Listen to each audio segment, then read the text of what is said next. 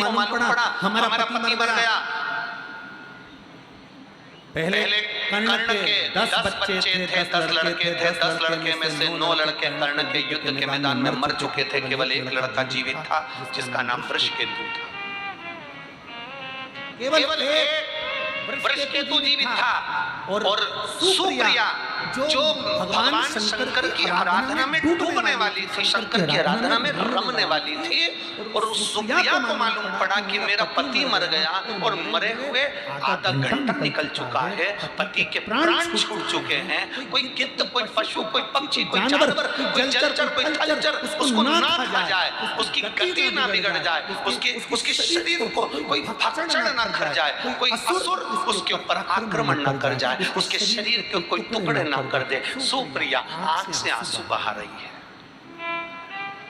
कर्ण की दोनों पत्नियां वैशाली और सुप्रिया रो रही हैं।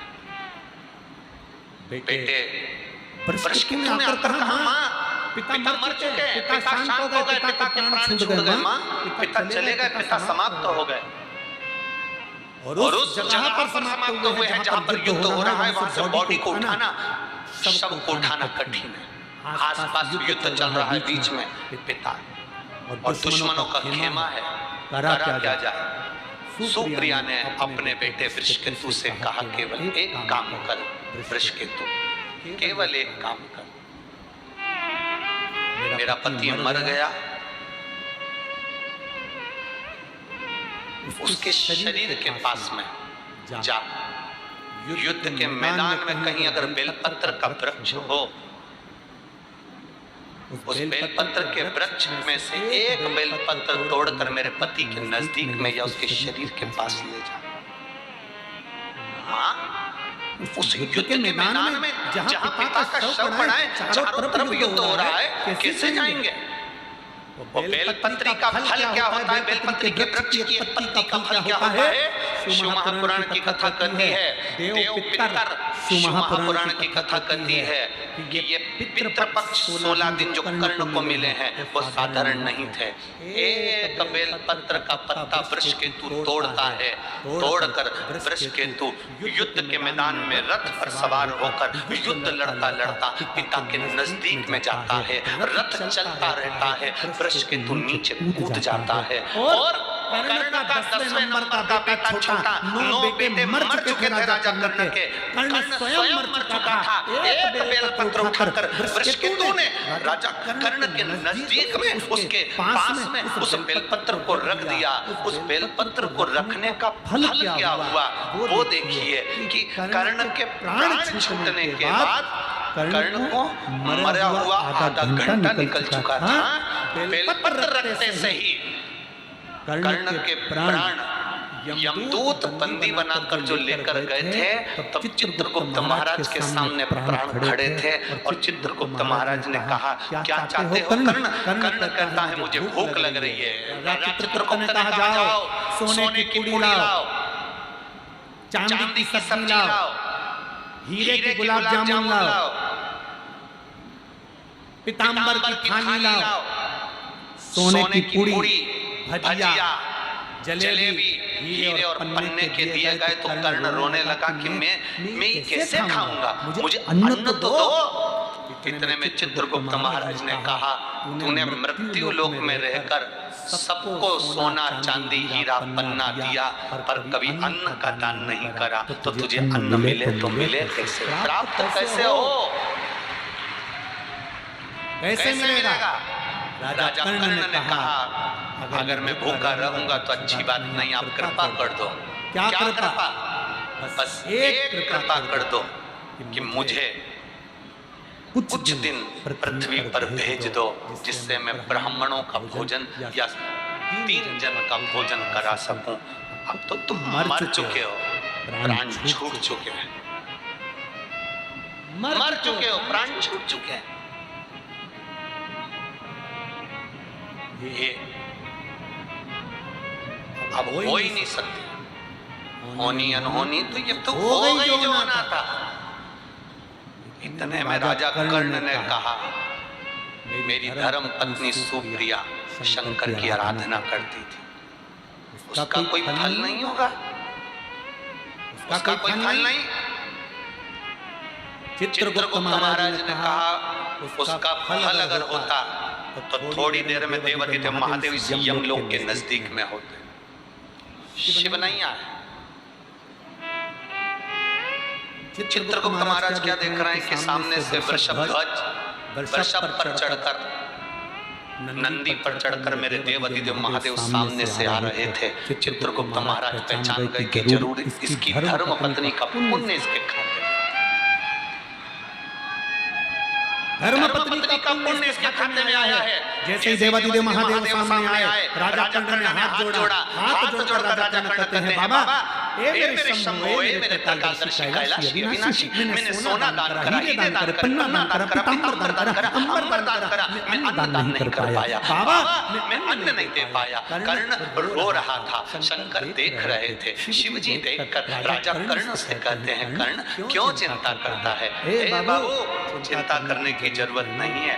तेरी धर्म पत्नी ने तेरे शव के पास एक बेलपत्र रख दी थी, वो बेलपत्र का फल ये होगा। चित्रगुप्त महाराज अभी तक इसके प्राण या इसका शरीर समाप्त नहीं हुआ है। एक काम करो, 16 दिन के लिए इसके शरीर को किसी दूसरे का रूप धारण कराकर मृत्यु लोक में भेज दीजिए। वो बेलपत्र का फल ये था, एक बेलपत्र का पुण्य ये था। राजा कर्ण का शरीर वापिस जीवित करा गया। एक शरीर तो पड़ा रहा कर्ण का, और कर्ण दूसरा शरीर धारण कर कर संत ब्राह्मण वृंद जन गरीब जन दीन जन सबको भोजन कराते रहे। भोजन कराते कराते कराते कराते लाखों लोगों को कर्ण ने भोजन कराया। देवादिदेव महादेव देखकर मुस्कुरा रहे थे कि कर्ण भोजन कराते कराते तिलक लगा रहे थे, और तिलक लगाकर गिन रहे थे। एक ब्राह्मण को भोजन कराया, 2 ब्राह्मण को भोजन कराया, 3 ब्राह्मण को भोजन कराया, 4 ब्राह्मण को भोजन कराया, 5 ब्राह्मण को भोजन कराया, 5 संतों को भोजन कराया, 5 गरीब दीन को भोजन कराया। देवादिदेव महादेव ने डमरू का नाद करा। डमरू का नाद कर कर बाबा जी ने कहा, अरे कर्ण अगर तिलक लगाएगा तो एक ब्राह्मण की गिनती में केवल एक ब्राह्मण आएगा। श्राद्ध पक्ष के अंदर अगर तू ब्राह्मण को भोजन करा रहा है तो तिलक लगाने की जरूरत नहीं, तो एक ब्राह्मण को भोजन कराएगा और बिना तिलक के दक्षिणा देगा तो 1000 ब्राह्मण का फल प्राप्त कर लेगा। कितना सुंदर कहा, दात तिथि पर भोजन कराओ तो तिलक कर कर दक्षिणा दो। और अगर 16 श्राद्ध में मान लो चतुर्थी का श्राद्ध है, पंचमी का श्राद्ध है, द्वितीया का श्राद्ध है, तृतीया का श्राद्ध है, सप्तमी का श्राद्ध है, अष्टमी का श्राद्ध है, ब्राह्मण को बुलाया, साधु जन को बुलाया, गुरुजन को बुलाया, किसी को भोजन करने बुलाया, आपने दक्षिणा दी पर तिलक नहीं लगाया, तो ये मान लो पंचमी का श्राद्ध। पंचमी को तुमने कहा कि हमारे दादाजी शांत हुए थे, तुमको नहीं मालूम कि पंचमी पे और कोई भी गया होगा, तुम्हें उसका स्मरण नहीं है। जो पंचमी पर गए हैं वो सब तुम्हारे दरवाजे पर आकर खड़े होते हैं। अगर हमने दादाजी के निमित्त से तिलक लगा दिया तो केवल दादा को ही उसका भाग में प्राप्त होता है। अगर हमने तिलक नहीं लगाया तो पंचमी के दिन हमारे पूर्वजों में 71 पीढ़ी में कोई गया होगा पंचमी को, तो सबको उसका फल मिल जाता है, तो पितृदोष समाप्त हो जाता है। तिथि पर लगाओ, आप जैसे जी मारे हो 16 श्राद्ध के अलावा आप तिलक करो, दक्षिणा दो, मना। बाकी का श्राद्ध पक्ष में आप जितना बन सकता है उसको प्रेम से आनंद से करो सेवा, जितने प्रेम से कर सकते हो आप खूब भाव से सेवा करो। एक बेलपत्र का फल ये हुआ कि कर्ण का शरीर 16 दिन के लिए वापस दिया गया। 16 दिन राजा कर्ण ने भोजन कराया, खूब भोजन कराया, खूब अन्न का दान दिया। आखिरी में जब कर्ण के प्राण छूटे, अंतिम संस्कार की जब घड़ी आई, बेलपत्र का फल ये था कि राजा कर्ण का अंतिम संस्कार करने की जरूरत नहीं पड़ी। देवादिदेव महादेव की दृष्टि पड़ी, राजा कर्ण का शरीर और उसकी आत्मा सूर्य देवता में विलीन हो गई। ये कर्ण का एक आनंद। सुप्रिया कर्ण की पत्नी आंख में आंसू ढालकर देवादिदेव महादेव के चरणों में पहुंची।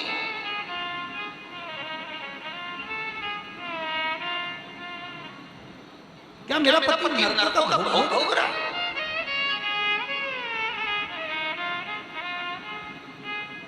क्या मेरा पति नरकों के भोग को भोग रहा है? देवाधिदेव महादेव के मंदिर में जाते सी सुप्रिया ने शंकर जी के मंदिर में जब बुआरी लगाई, झाड़ू लगाई, पोछा लगाया और वहीं पर पड़ी रहती, वहीं पर स्मरण करती। शंकर के दरवाजे की चौखट की चाकरी देती क्या है? पत्रों में ये एक पत्र भेजा, देखो एक बच्चा का पत्र आया है, वर्षा कमल सिंह राजपूत, मोबाइल नंबर ये है, स्थान सूरत गुजरात से है। मोनिल राजपूत अपने बेटे, मेरे जुड़वा 2 बच्चे हुए थे, जिसमें से एक बच्चे की आंख की रोशनी और कान का सुनना बंद था। उसको मशीन फिट करवा दी थी कान के अंदर, शरीर के अंदर भी मशीन फिट करी, शरीर के बाहर भी मशीन फिट करी, जिसका हम फोटो लगाएं, तो भी उसको सुनाई नहीं देता था, आंख से दिखाई नहीं देता था। डॉक्टरों के हिसाब से तुम्हारा एक बेटा अच्छा रहेगा, दूसरा बेटा किसी काम का नहीं रहेगा। बड़ी दुखी होती थी। 8 साल का बेटा हो गया, बच्चे को दिखाई ना दे, सुनाई ना दे, करूं तो करूं क्या गुरुदेव? तब किसी ने कहा शिव जी के मंदिर में जाकर जल चढ़ाकर उस जल को ही कानों पर लगा दिया करो और उसकी आंखों में लगाया करो। डॉक्टरों ने 8 साल इलाज करा, पर बच्चे की आंख और कान की आवाज वापिस नहीं आई। मशीन को कान के अंदर, मस्तिष्क को काट कर अंदर मशीन फिट करी, बाहर फिट करी, तो भी बच्चे को सुनाई नहीं दिया। तब आखिरी का साधन था बरहानपुर में मेरा मायका है, मैं वहां पर गई, 7 दिन की कथा को श्रवण करा।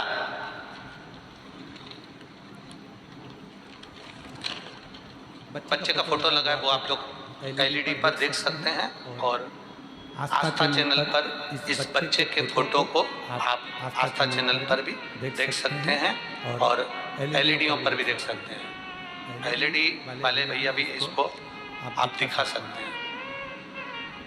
बच्चे का जो फोटो लगा है उसको आप एलईडी पर भी दिखा सकते हैं और आस्था चैनल पर भी आप उसे दिखा सकते हैं।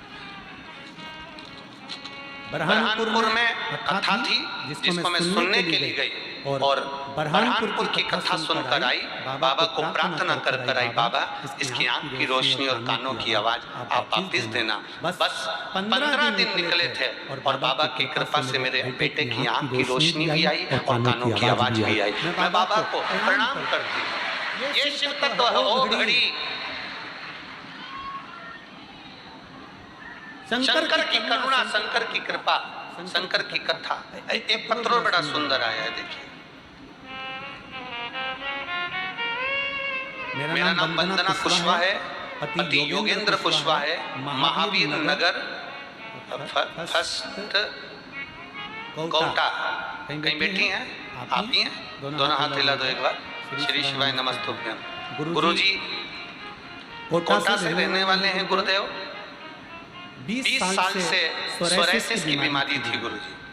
सोरायसिस की बीमारी एक ऐसी बीमारी है गुरुजी, डॉक्टर के हिसाब से ये मरते दम तक रहती है। शरीर की फुकड़ियां निकलती हैं, शरीर में से चर्म निकलती है, खाल निकलती रहती है, खुजालते रहते हैं, पर वो सोरायसिस की बीमारी कितनी भी इलाज करा लो नहीं जाती।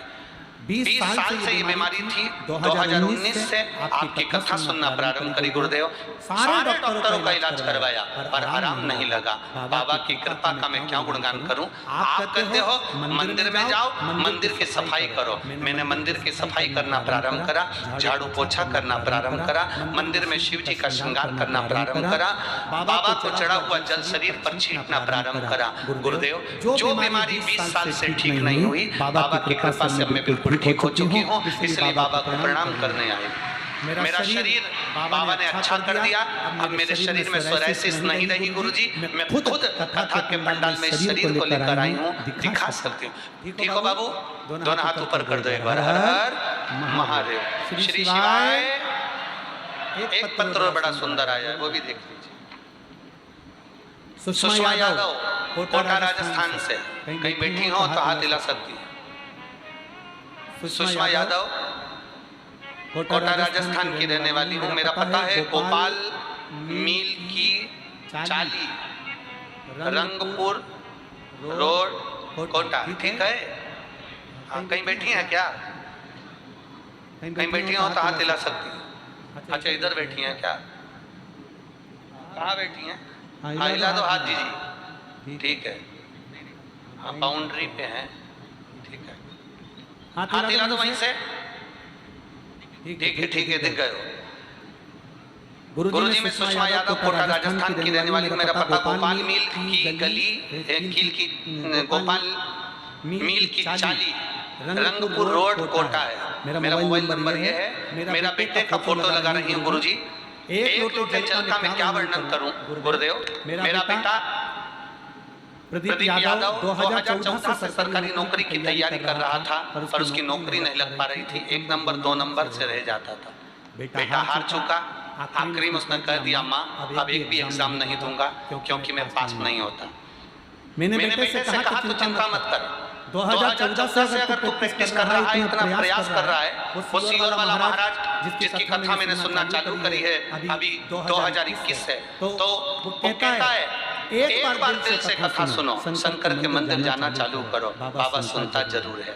मेरे बेटे से मैंने शिव मंदिर में जाने को कहा, 1 लोटा जल चढ़ाने को कहा। बाबा की कृपा का मैं क्या गुणगान करूं गुरुदेव।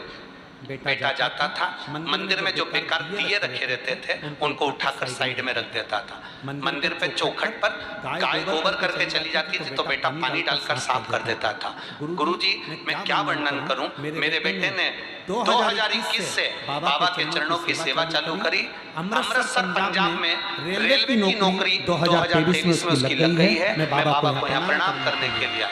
बेटे का फोटो भी लगाया है। जिस बेटे की बधाई आपको बाबू, बहुत बहुत। दोनों हाथ हिला दो एक बार। श्री शिवाय नमस्ते। ये शंकर औघड़ी है, त्रिकालदर्शी, कैलाशी, अविनाशी।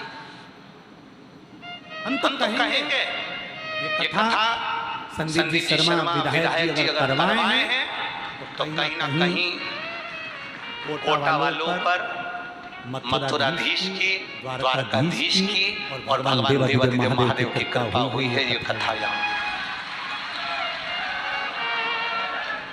ये बहुत बहुत साधुवाद है संदीप जी शर्मा जी आपको।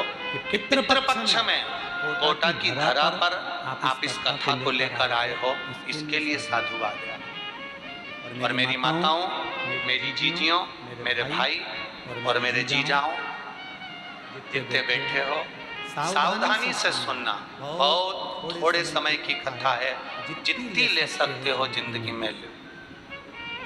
बिना बात विवाद के आप इस कथा को ग्रहण करें। हो सकता है हमारी बात का आपको बुरा लगे, पर देखो इंजेक्शन मार, छोटे से बच्चे को इंजेक्शन लगवाती है तो माँ का दिल दुखता है। छोटा सा है, सिस्टर आराम से लगाना, डॉक्टर आराम से लगाना, छोटा सा है। पर सिस्टर डॉक्टर जानते हैं अगर इंजेक्शन सही से नहीं लगाऊंगी तो कहीं इसको पोलियो ना हो जाए, कहीं इसका शरीर बेकार ना हो जाए, कहीं से चेचक की बीमारी ना हो जाए। सिस्टर उसको गोद गोद के लगाती है जिससे ये बच्चा बात तक आखिरी तक अच्छा लगे। हमारी बात का बुरा लगे तो ये समझना भोलेनाथ जी इंजेक्शन जरा कोद कोद के लगा रहे हैं, इसलिए थोड़ा सा लगे। तुम्हारी जिंदगी संवर जाए। तुम्हारा जीवन बड़ी मुश्किल से तो कोटा में आना हुआ और कोटा मिली है कथा तो ले लो, जितना ले सकते हो बटोर लो, जितना ले सकते। खाली न जाता कोई दर से तुम्हारे, मैं भी खड़ी हूँ नन्ही पाँव, अपने हृदय से लगा लो, लगा लो, गिरा जा रहा हूँ, उठा भोले अपने दर से अब तो न टालो, गिरी जा रही हूँ, उठा। शिव कथा कर रही है।